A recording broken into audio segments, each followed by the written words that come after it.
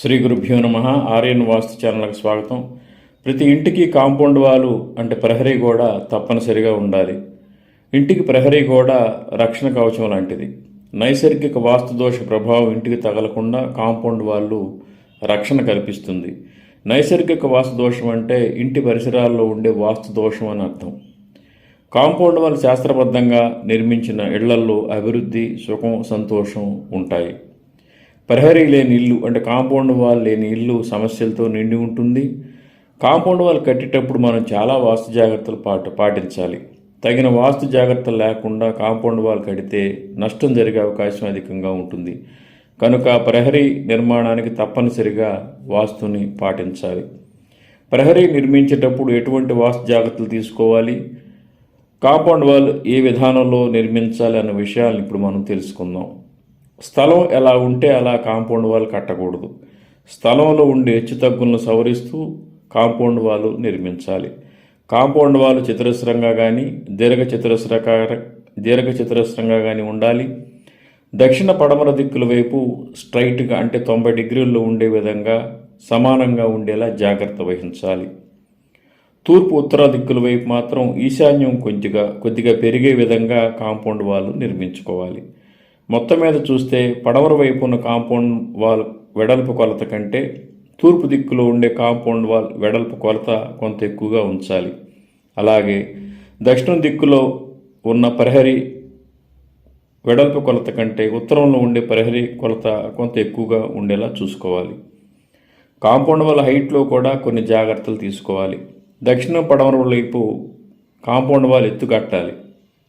అంటే compound wall ప్రహరీ కూడా దక్షిణ పడమర వైపు ఎత్తు కట్టాలి. తూర్పు ఉత్తరాల వైపు తక్కువ ఎత్తులో ఉండాలి. అంటే పడమర వైపు దక్షిణ వైపు కట్టిన కాంపౌండ్ వాల్ హైట్ కంటే కూడా తూర్పు ఉత్తరాల కట్టే కాంపౌండ్ వాల్ హైటు చాలా తక్కువలో ఉంచాలి. ఉదాహరణకి పడమర దక్షిణాల వైపు 5 అడుగులు కాంపౌండ్ వాల్ కనుక ఎత్తులో కడితే తూర్పు ఉత్తరాల వైపు 4 అడుగులు కట్టాలి. అంటే దానికంటే తక్కువలో కట్టాలి. ఫ్లోరింగ్ లెవెల్స్, బేస్మెంట్ లెవెల్ను కూడా మనం పరిగణలో తీసుకొని ఈ హైట్స్ని నిర్ధారించుకోవాలి. గోడ మందంలో కూడా వాస్తు పాటించాలి. ఈ కాంపౌండ్ వాల్ కట్టేటప్పుడు గోడ మందాలు కూడా చూసుకోవాలి. 4 వైపులా సమానమైన మందంతో గోడ కడితే ఇబ్బంది లేదు. అంటే ఇప్పుడు 4 అంగుళాలు గోడ కడదాం అనుకున్నారు, 4 పక్కన 4 అంగుళాలతో కాంపౌండ్ వాల్ కడితే ఇబ్బంది ఏమి ఉండదు. దక్షిణ పడమర వైపు మందంగా గోడ కట్టుకోవచ్చు. తూర్పు ఉత్తరాల వైపు తక్కువ మందంలో గోడ కట్టచ్చు. అంటే దక్షిణ పడమర వైపు 9 అంగుళాల గోడ కట్టి తూర్పు ఉత్తరాల వైపు మనం 6 అంగుళాల గోడ కానీ 4 అంగుళాల గోడ కానీ కట్టచ్చు. అంతేగాని తూర్పు ఉత్తరాల్లో మందం ఎక్కువ పెట్టేసేసి దక్షిణ పడమరలో మందం తక్కువ కట్టకూడదు. వీటన్నిటికంటే కూడా సమానమైన మందంతో 4 పక్కల గోడ కట్టుకోవటం కాంపౌండ్ వాల్ శ్రేష్టం. కాంపౌండ్ వాల్ కూడా మూలలు కరెక్ట్గా ఉండాలి. రౌండ్ ఎటు చేయకూడదు. చాలామంది గృహాలు మనం చూస్తూ ఉంటాం, ఆగ్నేయాల్లో నైరుతి ప్రాంతంలో గుండ్రంగా చేసి కాంపౌండ్ వాల్ కడుతూ ఉన్నారు. అది కూడా కరెక్ట్ కాదు. దానివల్ల ఆ కోణం తెగిపోయినట్టు ఉంటుంది, చాలా ఇబ్బందులు ఉంటాయి. అందువల్ల కాంపౌండ్ వాల్ కూడా కోణాలు 4 దిక్కుల్లో వచ్చే విధంగా కట్టాలి. కాంపౌండ్ వాల్ ఎటువంటి పరిస్థితుల్లో గుండ్రంగా చేయకూడదు. ఇంటి కాంపౌండ్ వాల్ కట్టేటప్పుడు ఇంటి నుండి కొలతలు తీసుకోవాలి. అంటే కాంపౌండ్ వాల్ కట్టేటప్పుడు ఏం చేయాలంటే మనం ఇంటికి పడమర దక్షిణాల వైపు తక్కువ స్థలం ఉండేలాగా, తూర్పు ఉత్తరాలు ఎక్కువ స్థలం ఉండేలాగా చూసుకొని కాంపౌండ్ వాల్ కట్టాలి. అంటే ఇంటికి పడమర దక్షిణాల వైపు తక్కువ ఖాళీ స్థలం, తూర్పు ఉత్తరాల్లో ఎక్కువ ఖాళీ స్థలం ఉండేలాగా చూసుకొని కాంపౌండ్ వాల్ కట్టాలి. ఉదాహరణ పడమర దక్షిణాల్లో 4 అడుగులు ఖాళీ స్థలం ఉందనుకోండి, తూర్పు ఉత్తరాల్లో 8 కానీ 10 కానీ 6 అడుగులు కానీ అంటే ఈ దిక్కుల కంటే ఎక్కువ కొలత ఖాళీ స్థలం ఉండేలా చూసుకొని మనం కాంపౌండ్ వాల్ కట్టాలి.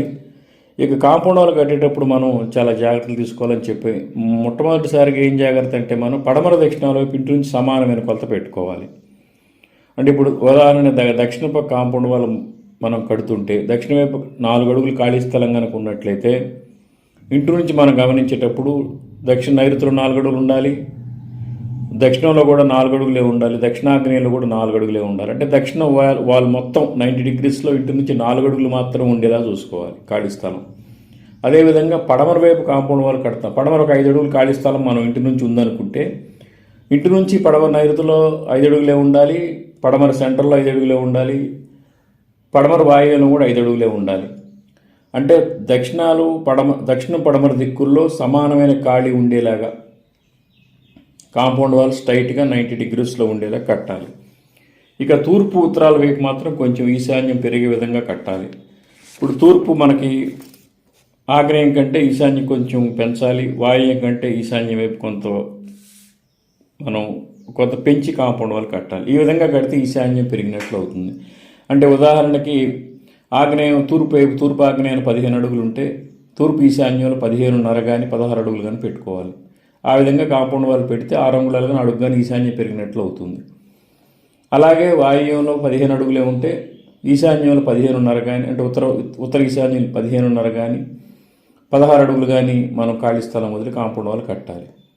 అంటే దీనివల్ల ఉత్తర ఈశాన్యం కూడా పెరిగినట్టు అవుతుంది. అంటే ఇంటి నుంచి పడమర దక్షిణాలు స్ట్రైట్గా గోడ కట్టుకోవాలి, సమాన కొలత ఉండేలాగా. కానీ తూర్పు ఉత్తరాల వైపు కట్టేటప్పుడు మాత్రం ఇంటి నుండి ఈశాన్యం పెరిగే విధంగా కాంపౌండ్ వాల్ ఖచ్చితంగా కట్టుకోవాలి. ఈ విధంగా కట్టినప్పుడు మాత్రమే ప్రయోజనం ఉంటుంది. ఈశాన్యం పెరిగే విధంగానే కాంపౌండ్ వాల్ కట్టాలి. ఈశాన్యం పెరిగే విధంగా కాకుండా సమానమైన కొలతలతో తూర్పు ఉత్తరాలు కూడా కాంపౌండ్ వాల్ కడితే అంతగా ప్రయోజనం ఉండదు. ఖచ్చితంగా ఈశాన్యం ఎంతో కొంత పెరగాలి కాంపౌండ్ వాల్లో కూడా.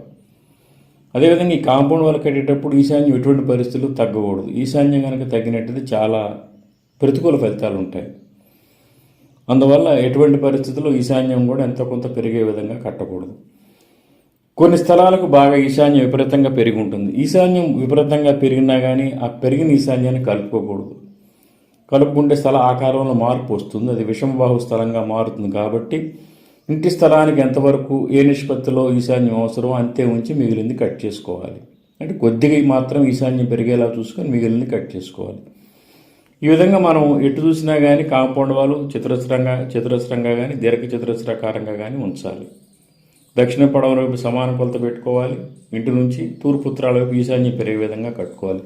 కాంపౌండ్ వాల్ మీద ఎటువంటి నిర్మాణాలు ఉండకుండా ఉండటం మంచిది. చాలామంది ఇళ్లలో ఉపగృహాలు కానీ టాయిలెట్స్ ఇటువంటివన్నీ ఏం చేస్తున్నారంటే కాంపౌండ్ వాల్కి టచ్ చేస్తూ కడుతున్నారు. ఇది మంచి పద్ధతి కాదు. ఇంకా మనం పురాతన గృహాలు కనుక పరిశీలించినప్పుడు కొన్ని ఇళ్ళు దక్షిణ పడమర వైపు కాంపౌండ్ వాల్ లేకుండా ఖాయం చేసి కడుతున్నారు. ఇది కరెక్ట్ కాదు. దక్షిణ పడమర వైపు ఎంతో కొంత స్థలం ఉంటే బాగుంటుంది, కలిసి వస్తుంది. ఇక ఇటువంటి గృహాలు కాంపౌండ్ వాల్ ఏ విధంగా కట్టాలంటే, ఇప్పుడు దక్షిణ పడమర వైపు కాంపౌండ్ వాల్ లేనప్పుడు మనం ఇంటి గోడ ఖాయమైనప్పుడు ఆగ్నేయంలో ఇంటికి నుంచి ఒక అంగుళం గ్యాప్ పెట్టి, వాయువ్యంలో ఒక అంగుళం గ్యాప్ పెట్టి కాంపౌండ్ వాల్ తీయాలి. అంతకు ఇంటికి కానిస్తూ కాంపౌండ్ వాల్ ఎటువంటి పరిస్థితుల్లో తీయకూడదు. ఇంటికి 4 పక్కల ఖాళీ స్థలం అవసరం, కాంపౌండ్ వాల్ అవసరం. ఈ విధంగా ఈ వాస్తు జాగ్రత్తలు తీసుకొని కాంపౌండ్ వాల్ కానీ కడితే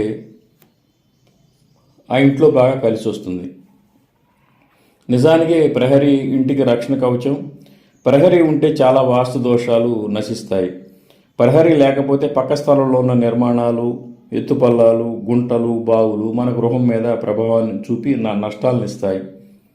కానీ కాంపౌండ్ వాల్ ఉంటే ఈ దోషాల నుంచి మనం బయటపడతాం. ఈ దోషాల ప్రభావం మన ఇంటి మీద చూపెట్టదు. కనుక నైసర్గిక వాస్తు దోషాల నుంచి పూర్తి రక్షణ కాంపౌండ్ వాల్ ఇస్తుంది. వాస్తు జాగ్రత్తలు కాంపౌండ్ వాల్ కనుక కడితే ఇంట్లో సుఖం, సంతోషం, అభివృద్ధి అన్నీ ఉంటాయి. ఈ విధమైన జాగ్రత్తలు తీసుకుని కాంపౌండ్ వాల్ కనుక కట్టినట్టయితే చాలా వరకు ప్రయోజనకరంగా ఉంటుంది. శ్రీ దత్త శరణం మమ. శ్రీ ఉమామహేశ్వర కృపా సిద్ధిరస్తు. స్వస్తి.